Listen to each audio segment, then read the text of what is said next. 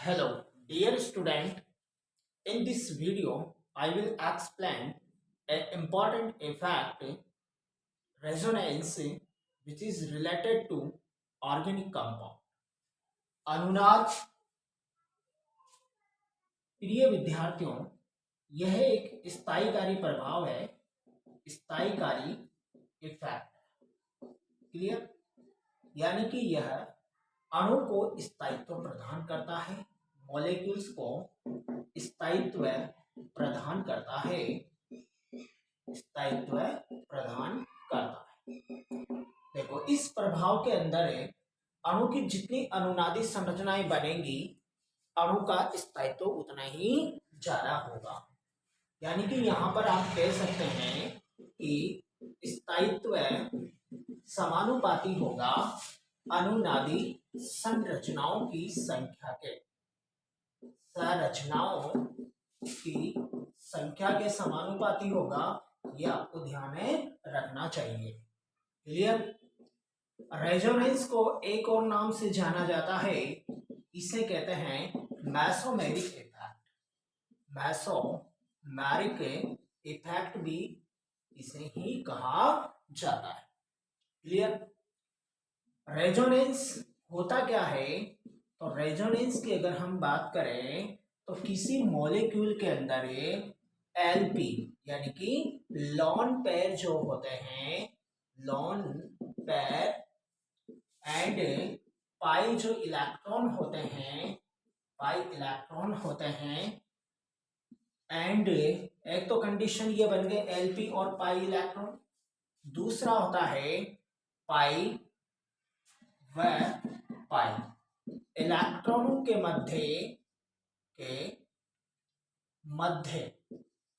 बीच के मध्य एक अन्योन्य क्रिया है, इंटरेक्शन है, अन्योन्य क्रिया है ये, इसको हम अनुनाद के रूप में जानते हैं। रेजोनेंस के लिए पाई इलेक्ट्रॉन एकांतर क्रम में होने चाहिए। ध्यान रखना, एकांतर क्रम में होने चाहिए। ये बातें आपको ध्यान होनी चाहिए, ये इसकी शर्तों में से प्रमुख है। पाई इलेक्ट्रॉन एकांतर क्रम में होने चाहिए, यानी कि जैसे पाई बंद आ गया, फिर सिंगल बॉन्ड आ गया, फिर पाई बॉन्ड आ गया, इस तरीके से ये कंडीशन यहाँ पर लागू होगी। क्लियर है?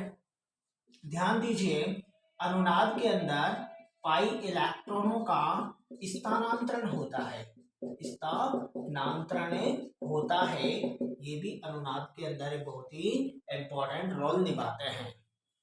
तो रेजोनेंस के अंदर पाई इलेक्ट्रॉनों का स्थानांतरण होगा। पाई इलेक्ट्रॉन एकांतर क्रम में होनी चाहिए, मतलब single bond, double bond, single bond, इस टाइप से होने चाहिए। और रेजोनेंस जो होता है वह एलपी और पाई इलेक्ट्रॉनों के बीच एक इंटरेक्शन है, तथा ये पाई पाई के बीच भी एक इंटरेक्शन है, जिसके परिणाम स्वरूप हमें विभिन्न संरचनाएं प्राप्त होती है, जिन्हें बोलते हैं अनुनादी संरचनाएं। आई होप यहां तक की बात आपके क्लियर हो गई होगी। अब देखते हैं अपने इंटरेक्शन के बेस पर रेजोनेंस 2 टाइप का होता है।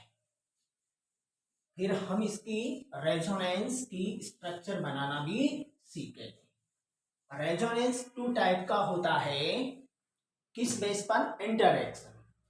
तो कौन कौन से हैं 2 टाइप है, वो हम यहाँ पर डिस्कस कर रहे हैं। फर्स्ट है बच्चों पॉजिटिव रेजोनेंस, या इसे बोलते हैं धनात्मक अनुनाद प्रभाव, और दूसरा हो जाएगा नेगेटिव अनुनाद। तो अनुनाद कितने प्रकार का हो गया? 2 प्रकार का हो गया। कौन कौन सा? एक तो हो गया धनात्मक और एक हो गया ऋणात्मक। क्लियर है? इसे धनात्मक मेसोमेरिक इफेक्ट और ऋणात्मक मेसोमेरिक इफेक्ट के नाम से भी जाना जाता है। यहां पर लिख देता हूं, या पॉजिटिव मेसोमेरिक इफेक्ट, और इसको बोल सकते हैं आप नेगेटिव मेसोमेरिक इफेक्ट भी इसे कहा जाता है। क्लियर है?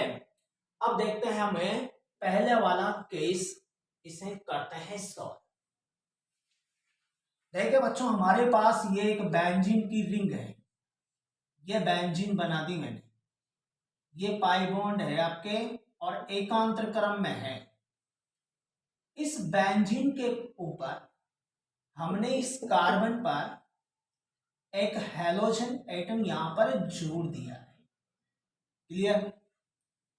ये जो हैलोजन एटम है इसके पास 3 एलपी है, 1 2 3, यानी कि 3 इलेक्ट्रॉनों के ऐसे पेयर्स हैं जो बॉन्डिंग में भाग नहीं ले रहे हैं। क्लियर हुआ? 3 पेयर है यहां पर, इनको बोलेंगे हम एलपी। कितने एलपी है? 3 एलपी है। अगर ये कंडीशन होती है कि बेंजीन की रिंग के साथ या बेंजीन के किसी कार्बन पर ऐसा परमाणु या समूह मतलब एटम और ग्रुप जुड़ा हो जिसका कोई एटम जिसके पास एलपी है, यानी कि यू ध्यान रखिए आप, एलपी वाला अगर बेंजीन से डायरेक्ट जुड़ा हुआ है तो इस कंडीशन में आपका जो रेजोनेंस होगा वो होगा पॉजिटिव आर या धनात्मक अनुनाद। देखते हैं किस तरीके से ये आगे बढ़ेगा। इस प्रकार के रेजोनेंस में ये एलपी इस तरीके से मूवमेंट करेंगे और पाई इलेक्ट्रॉन से यहां पर अपने इलेक्ट्रॉनों की डेंसिटी बढ़ाएंगे। तो इस स्ट्रक्चर को आप इस तरीके से लिख सकते हैं, डबल एरो अनुनाद का सिंबल है भाई। अब देखते हैं इस तरीके का स्ट्रक्चर कुछ ऐसा आपको दिखाई देगा। इस बॉन्ड को हमने कुछ नहीं किया, यहीं पर लगा दीजिए, इसका भी कुछ नहीं किया, इसका यहां पर लगा दीजिए।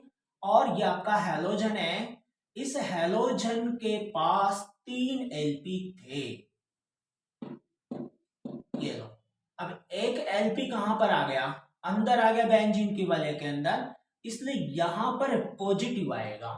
जहां से इलेक्ट्रॉन निकलता है, ध्यान दीजिए, जहां से इलेक्ट्रॉन निकलता है वहां पर पॉजिटिव आता है और जहां पर जाता है वहां पर नेगेटिव आता है। क्लियर हुआ?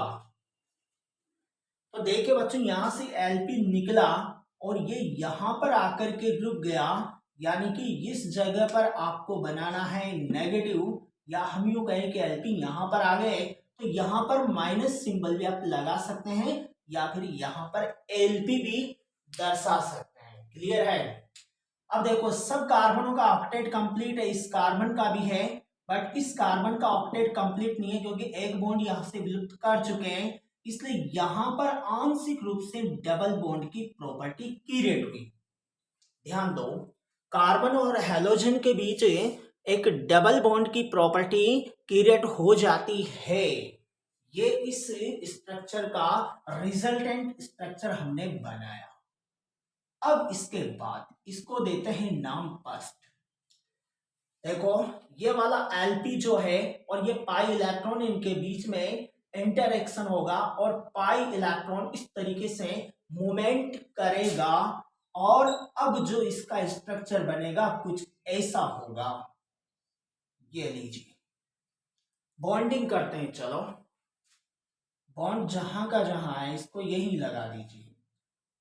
Halogen double bond, 2 LP at positive, negative charge पूरा यहां पर आ चुका है क्योंकि इलेक्ट्रॉनों की डेंसिटी अभी इस जगह पर ज्यादा बढ़ चुकी है। और बच्चों, अब स्टेबिलिटी के लिए बॉन्डिंग करते हैं तो इन दो कार्बनों के बीच एक बॉन्ड लगाना चाहिए ताकि इनका भी अष्टक पूरा हमें दिखाई दे, यानी कि वो भी स्टेबिलिटी में आए। अब इस स्ट्रक्चर में सब कुछ स्टेबल है। क्लियर हुआ? अब देखिए बच्चों, नेक्स्ट कंडीशन में हमारा ये पाई इलेक्ट्रॉन मूवमेंट कर चुका है और ये भी मूवमेंट कर चुका है और ये वाला नहीं करा। अब इसको भी करवा दीजिए, आगे बढ़ाइए। अब देखते हैं इसका रिजल्टेंट स्ट्रक्चर कुछ इस तरीके का बनेगा। कैसा बनेगा? ये लीजिए, ये आपकी बेंजीन और ये वाला बॉन्ड यहां पर ही रहेगा। नेगेटिव चार्ज इस जगह पर बढ़ेगा, ध्यान दीजिए। सेकंड वाला जो एरो है वहां पर नेगेटिविटी बढ़ानी। क्लियर। यानी कि एलपी से आगे वाला जो एरो है वहां पर नेगेटिविटी बनानी है, डबल बॉन्ड एक्स है, और ये लीजिए ये प्लस। अब बॉन्डिंग करना है हमें, इसकी ऑक्टेट कंप्लीट नहीं है तो एक डबल बॉन्ड यहाँ पर लगा दीजिए। अब इसके बाद एक और स्ट्रक्चर यहाँ पर बन सकता है, बिल्कुल से ये एलपी रहा और ये पाई इलेक्ट्रॉन रहा, तो एलपी इस तरीके से आगे आपको बढ़ाने हैं, और हेलोजन की इलेक्ट्रॉन नेगेटिविटी ज्यादा होती है इसलिए इलेक्ट्रॉन को अपनी ओर खींच लेते हैं। सब कुछ वैसा ही है जैसा हमने पहले किया है। अब इसके बाद ये जो स्ट्रक्चर है कुछ इस तरीके से दिखाई देगा, ये हेलोजन और ये इसके एलपी।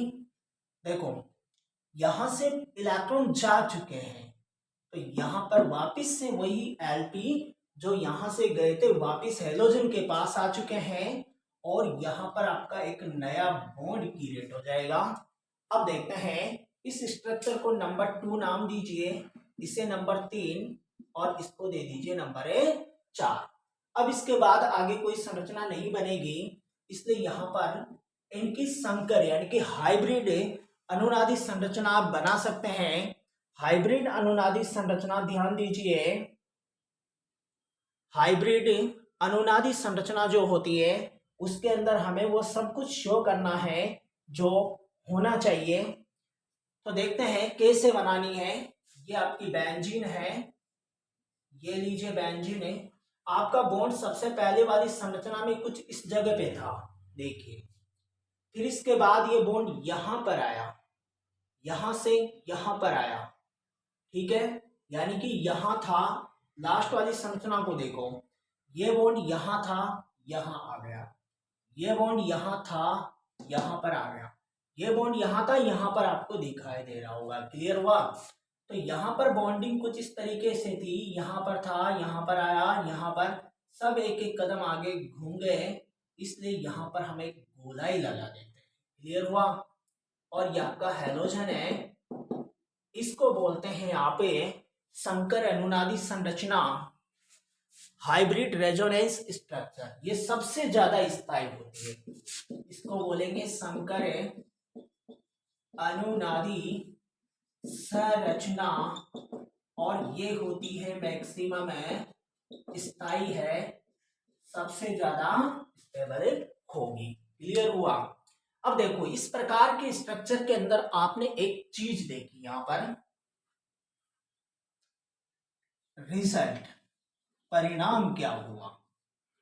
रिजल्ट में हम देखते हैं कि यहां पर टोटल अनुनादी जो संरचनाएं हैं वो 5 होगी, 2 2 4, 2 2 4 1 5। तो यहां पर बनी है 5 संरचनाएं। क्लियर। दूसरी बात हम देखेंगे कि बेंजीन पर अगर हम इसको 1 नंबर दें, इस कार्बन को 2, इसको 3, इसको 4, इसको 5, इसको 6, तो देखिए नेगेटिविटी कहां कहां पर बढ़ी है, इलेक्ट्रॉनों का घनत्व कहां कहां पर बढ़ा है। तो ये इंपॉर्टेंट बात बन जाती है। इलेक्ट्रॉन घनत्व में वृद्धि की अगर बात करें तो एक तो 2 नंबर के कार्बन पर है, और एक 4 नंबर के कार्बन पर है, और एक 6 नंबर के कार्बन पर। तो 2 और 6 एंड 4, 2 और 6 नंबर का जो कार्बन है इसको एक स्पेशल नाम से जाना जाता है, इसे बोलते हैं ऑर्थो कंडीशन। और चौथे नंबर की जो पोजीशन होती है इसे बोलते हैं बच्चों पैरा स्थिति, पैरा कंडीशन। क्लियर।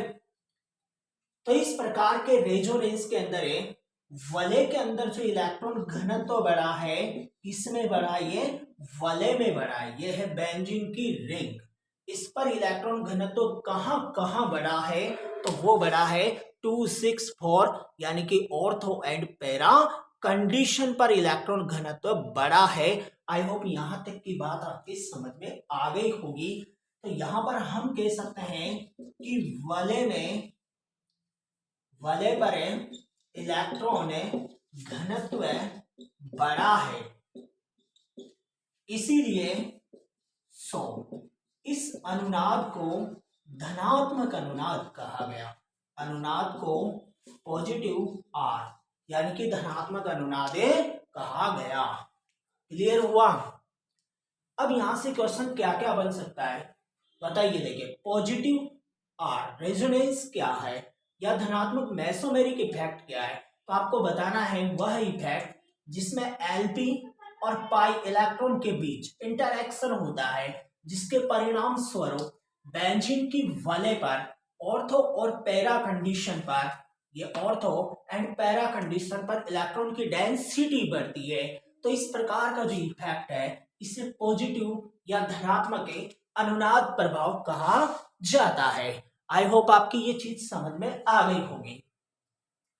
तो इस प्रकार की कंडीशन के अंदर है, देखो कौन कौन से ग्रुप यहां पर होने चाहिए। तो ऐसे ग्रुप, ये बेंजीन की रिंग है,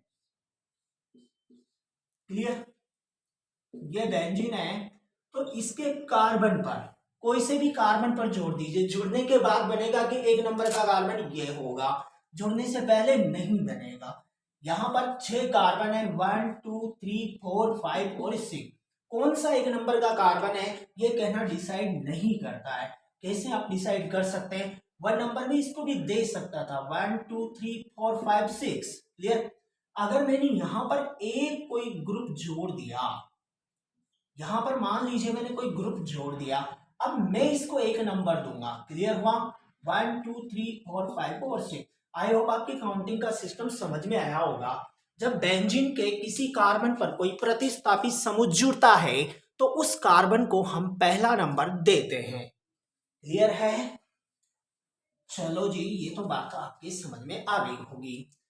अब देखते हैं इस प्रकार के समूह के अंदर बेंजीन की वलय के अंदर इलेक्ट्रॉनों की डेंसिटी बढ़ती है, इसलिए इसके आगे पॉजिटिव आर रेजोनेंस इफेक्ट इसे कहा गया है। अब दूसरा देखते हैं अपन नेगेटिव इफेक्ट के बारे में। तो पहले आपको बता देते हैं इसके अंदर कौन कौन से समूह यहां पर जोड़े जा सकते हैं।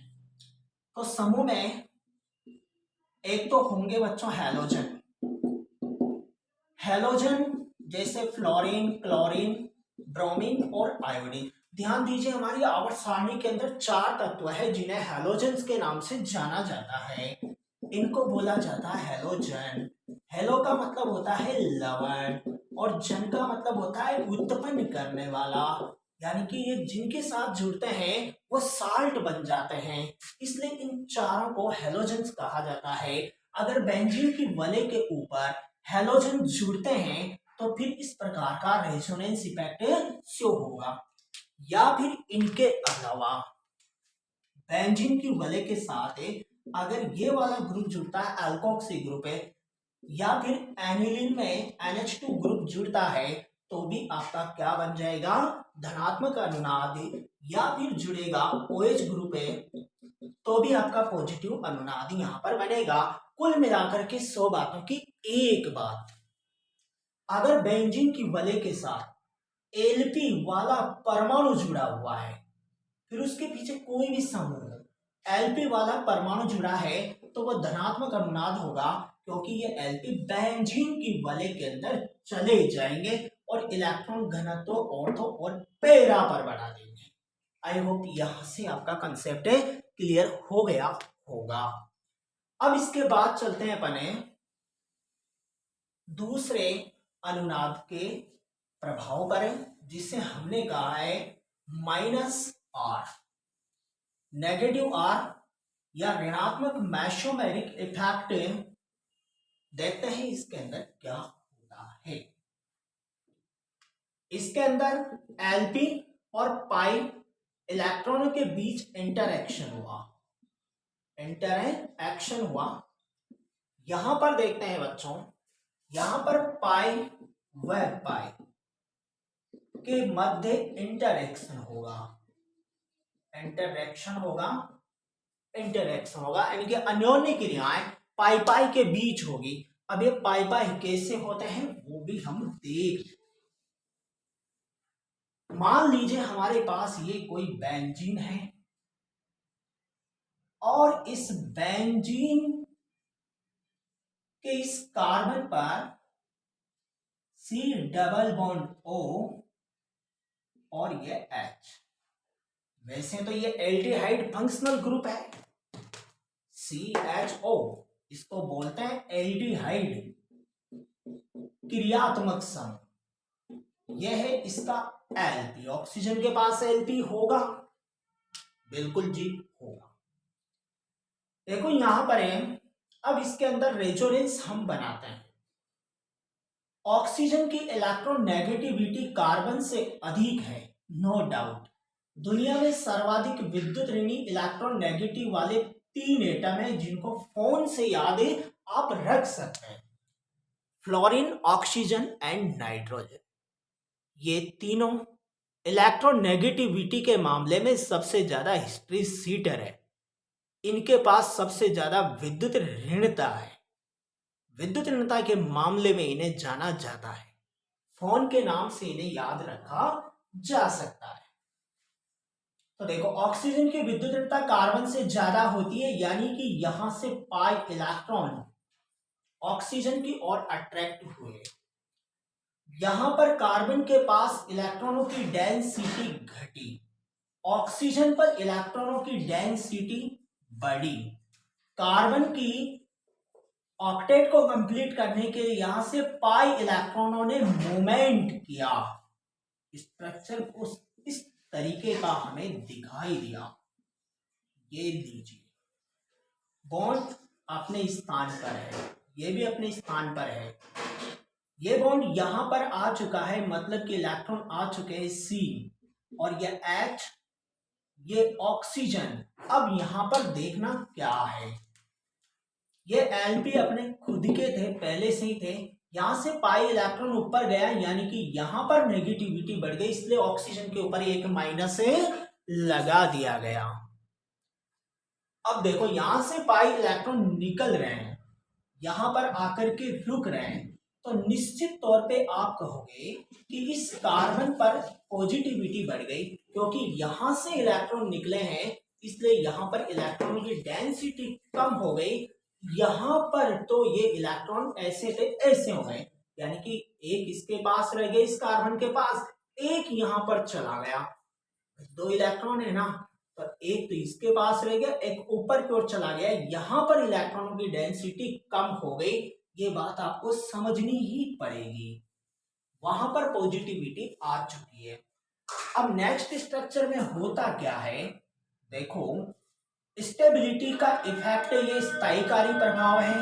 तो अब इस कंडीशन में देखते हैं, पाई इलेक्ट्रॉन मूवमेंटशील होते हैं। ध्यान दीजिए, दिमाग में फिट कर लीजिए, पाई इलेक्ट्रॉन गतिशील होते हैं, यानी कि पाई इलेक्ट्रॉन मूवमेंट कर सकते हैं। तो यहां से ये वाले पाई इलेक्ट्रॉन आगे मूवमेंट करते हैं कुछ इस तरीके से, तो यहां पर इलेक्ट्रॉनों की डेंसिटी हो जाएगी कम। बात को समझने का प्रयास करो भाई। ये इलेक्ट्रॉन्स यहां पर पॉजिटिव, ये पाई इलेक्ट्रॉन यहां पर जा चुके हैं, डबल बॉन्ड C O, ये Lp, ये नेगेटिव, ये H, क्लियर। यहां पर इलेक्ट्रॉन की डेंसिटी हो गई कम। अब आप देखेंगे कि अगली कंडीशन में होना क्या है, कौन से पाई इलेक्ट्रॉन मूवमेंट करेंगे इसका इलेक्ट्रॉन की डेंसिटी की पूर्ति करने के लिए। यहां पर कमी हुई है, आप कहेंगे ये वाले, तो बिल्कुल यही करेंगे। और यहां पर हम देखते हैं स्ट्रक्चर कुछ इस तरीके का आ गया, C ऑक्सीजन, Lp, और ये नेगेटिव, ये हाइड्रोजन। अब देखते हैं यहां पर पॉजिटिविटी आ जाएगी, लेकिन बॉन्ड तो यहां पर आ चुका है और ये अपने स्थान पर है, ये यहां पर इलेक्ट्रॉनों की कमी हो गई। ये डबल बॉन्ड भी यहां पर लगा हुआ है। अब देखें, अब अगली कंडीशन में क्या होने वाला है। आई होप आपने दिमाग में फिट कर लिया होगा कि अब ये वाले जो पाई इलेक्ट्रॉन है, ये वाले, ये इस तरीके से मूवमेंट करेंगे, बिल्कुल करेंगे। तो इस कार्बन के पास इलेक्ट्रॉनों की कमी हो जाएगी, वापिस से ये पाई इलेक्ट्रॉन यहीं पर आ जाएंगे। अब आपका फाइनल स्ट्रक्चर ऐसा होगा, ये लीजिए, ये आगे यहाँ पे, और ये कार्बन, ऑक्सीजन, ये लीजिए, और ये पाई इलेक्ट्रॉन वापिस से यहीं पर आ जाएंगे और ये आपका मॉलिक्यूल्स बन चुका है। देखिए इसके अंदर पाई इलेक्ट्रॉन कहाँ कहाँ मूवमेंट किए, यहाँ थे, यहाँ आ गए। लास्ट वाली में देखिए, ये यहाँ पर था, एक कदम आगे आ गया, ये यहाँ पर था, यहाँ पर आ गया, यानी कि पूरी वलय के अंदर पाई इलेक्ट्रॉन मूवमेंट कर चुके हैं। यहाँ पर कुल स्ट्रक्चर 1 2 3 4 और ये 5th है। क्लियर है? तो पांचों के पांचों यहाँ पर स्ट्रक्चर आपको दिखाई दे रहे होंगे और इस कंडीशन के अंदर आपका जो संकर अनुनादी संरचना है, हाइब्रिड रेजोनेंस स्ट्रक्चर है, उसको आप इस तरीके से गोला लगा के कंप्लीट कर सकते हैं। अब देखते हैं इस अनुनाद की पूरी प्रक्रिया के अंदर कहां कहां पर इलेक्ट्रॉनों की कमी हुई है, कहां कहां इलेक्ट्रॉनों की डेंसिटी बढ़ी है और रिजल्ट क्या क्या हुआ। ये वलय है, इसके बाहर का ये ग्रुप है, तो इसके अंदर पाई इलेक्ट्रॉन बाहर वाले ग्रुप के और पाई इलेक्ट्रॉन बेंजीन वाले ग्रुप के, यानी कि पाई पाई इंटरेक्शन हुआ। पहली बात यही हुआ, पाई पाई में इंटरेक्शन हुआ। दूसरी बात, बेंजीन की जो रिंग है इसमें ये 2 नंबर, ये 6 नंबर और ये 4 नंबर, यहां पर क्या हुआ वो देखने की चीजें वो देखिए। वाले के 2 4 और 6, इसको यूं लिखे में कि 2 6 और 4, इसको बोलते हैं हम ortho group, sorry ortho position, और इसको बोलते हैं यहाँ पे पैरा पोजीशन। यहां पर इलेक्ट्रॉनों का घनत्व घटा है, इलेक्ट्रॉनों का या की डेंसिटी घटी है। तो यहां पर बेंजीन की वलय के अंदर इलेक्ट्रॉनों की डेंसिटी में कमी आई है भाई, कमी आई है, कमी आई है, डेंसिटी कम हुई है। इसलिए इस प्रकार का जो रेजोनेंस इफेक्ट होता है इसको बोला जाता है -R या माइनस या ऋणात्मक मेसोमेरिक इफेक्ट। और इस प्रकार के इफेक्ट के अंदर पाई पाई इलेक्ट्रॉन इंटरेक्शन करते हैं, भाग लेते हैं, संयुग्मन करते हैं। क्लियर हुआ? इस प्रकार के जो ग्रुप होते हैं जो इस तरीके का इंटरेक्शन शो करते हैं, उनके अंदर कौन कौन से समूह यहां पर आते हैं वो आपको दिखा देते हैं। एक तो C double bond OH aldehyde group, एक हो जाएगा आपका कीटोनिक ग्रुप, एक हो जाएगा NO2 ग्रुप और एक हो जाएगा C double bond OH group. इसको बोलते हैं carboxylic group, carboxylic functional group. इस प्रकार के जो ग्रुप होते हैं, यहां पर ये जो बॉन्ड दिखा हुआ है ये डायरेक्ट कहां पर जोड़ना है, ये जोड़ना है अपन को बेंजीन की रिंग से। क्लियर? अब देखते हैं यहां पर है ये ग्रुप यहां पर जुड़ा हुआ है बेंजीन की रिंग से, NO2 में भी डबल बॉन्ड एंड O, ये बात। तो देखिए अगर बेंजीन के कार्बन से ऐसा ग्रुप जुड़ा हुआ है जिसमें मल्टीपल बॉन्ड है, या बेंजीन के कार्बन से ऐसा एटम जुड़ा हुआ है जो कहीं ना कहीं मल्टीपल बॉन्ड से जुड़ा हुआ है, तो इस प्रकार के जो ग्रुप होते हैं वह नेगेटिव या माइनस अनुनाद प्रभाव शो करते हैं। आई होप आपकी ये चीज समझ में आ गई होगी। फिर मिलेंगे नेक्स्ट वीडियो के अंदर किसी नए टॉपिक के साथ। तब तक thank you so much watching for